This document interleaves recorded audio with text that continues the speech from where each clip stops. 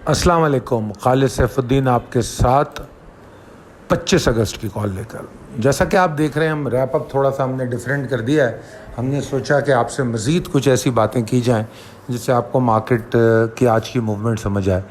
एक तो आपके सामने आज का इंट्राडे चार्ट है। कल की कॉल में कहा गया था 47,618 के ऊपर अगर मार्केट ट्रेड करती है तो मार्केट ज़रूर शॉर्ट टर्म वेव बनाएगी, मगर मार्केट 48,000 के ऊपर गए बगैर या ऊपर सस्टेन किए बगैर मोमेंटम गेन नहीं कर सकती।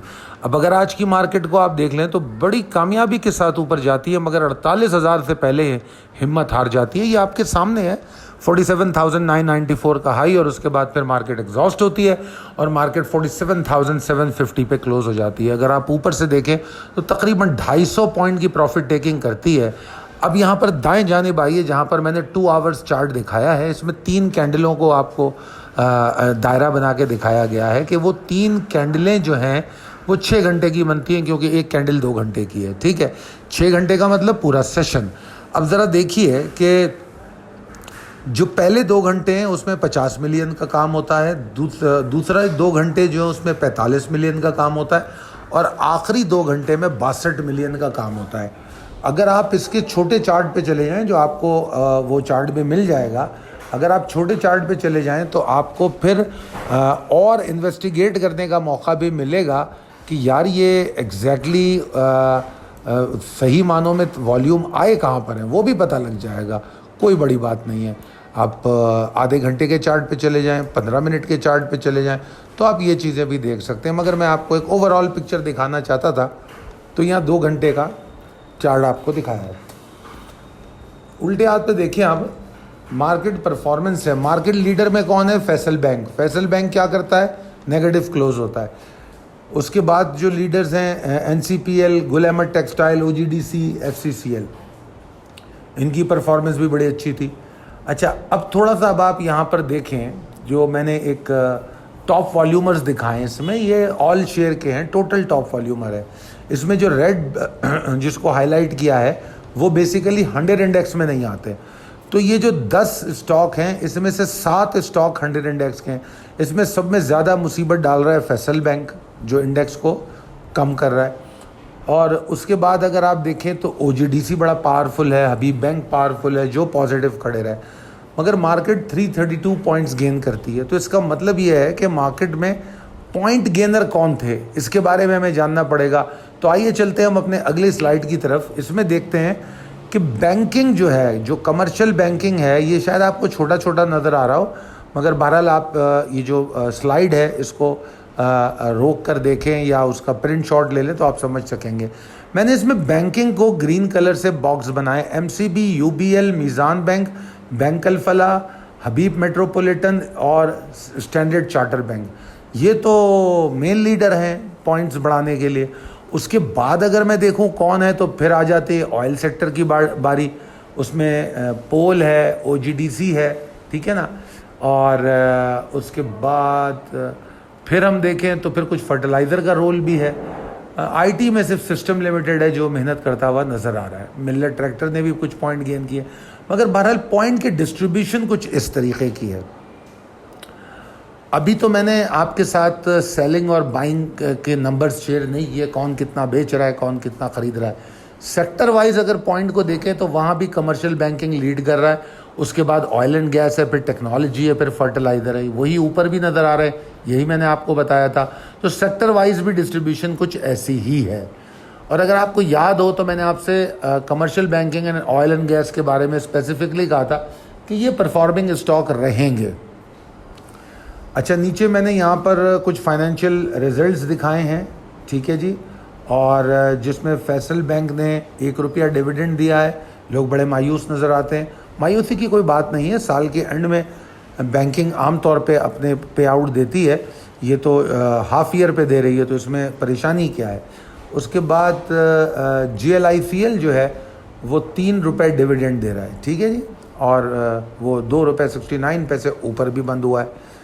अच्छा, दूसरी तरफ जो बोर्ड मीटिंग्स हमें नज़र आ रही हैं वो कल के लिए वो हैं जनाब ATIL, SAPL, bank of Khyber, Packages, पीकाल, ठीक है ना, पाकिस्तान केबल।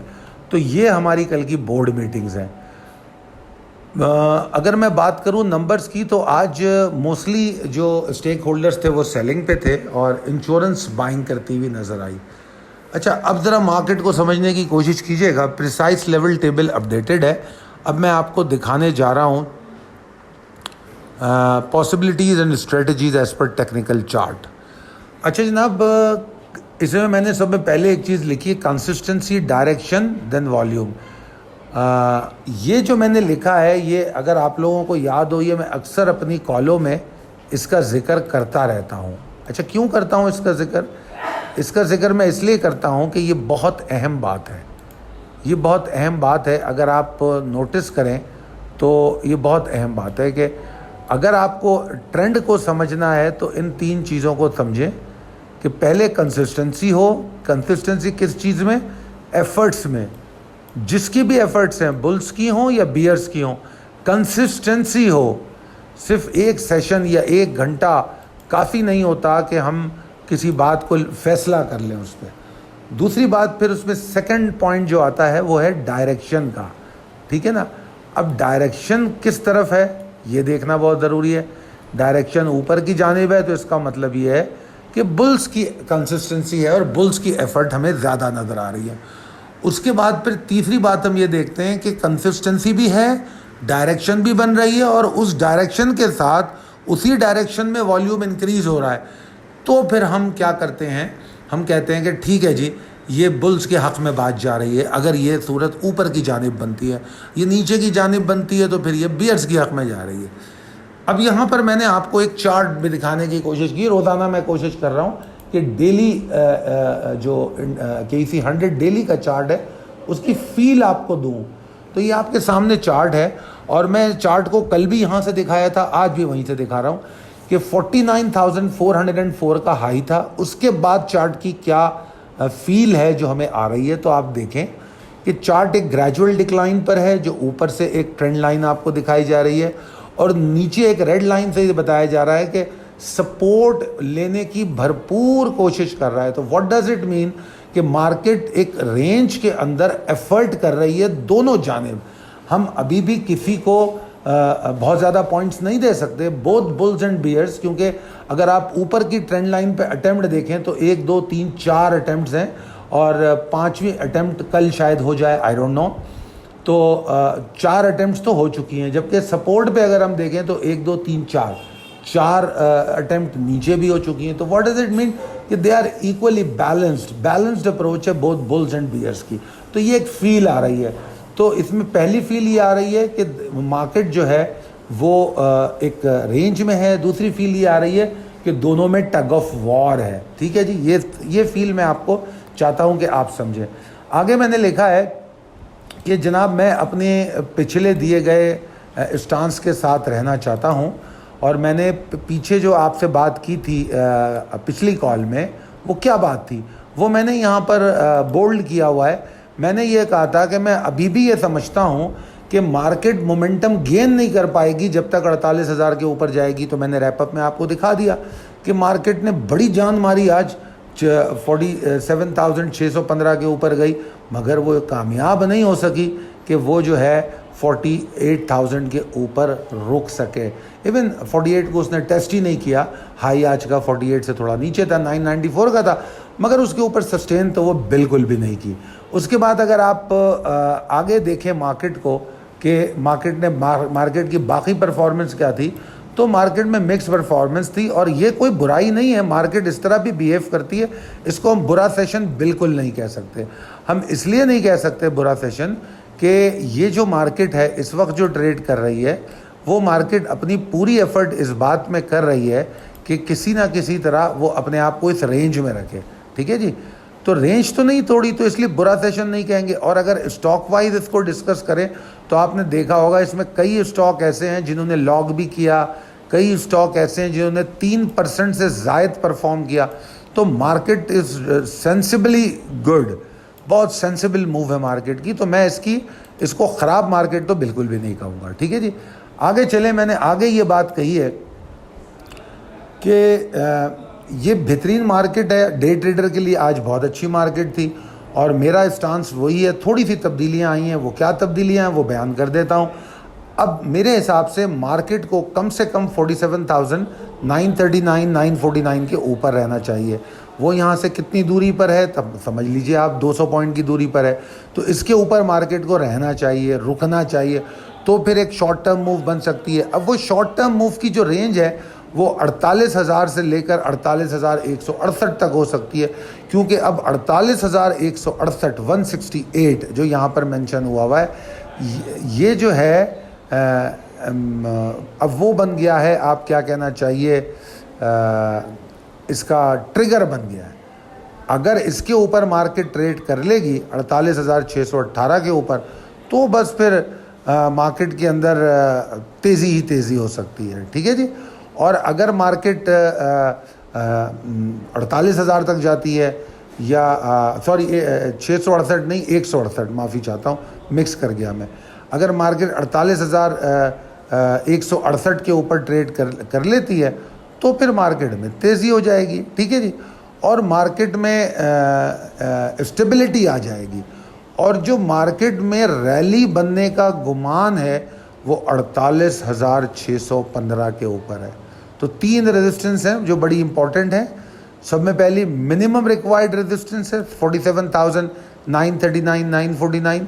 उसके बाद हमारे पास जो कंफर्ट डेवलप करने की रेजिस्टेंस है, जिसको हम ट्रिगर भी कह सकते हैं, वो 47,168 की है। ठीक है।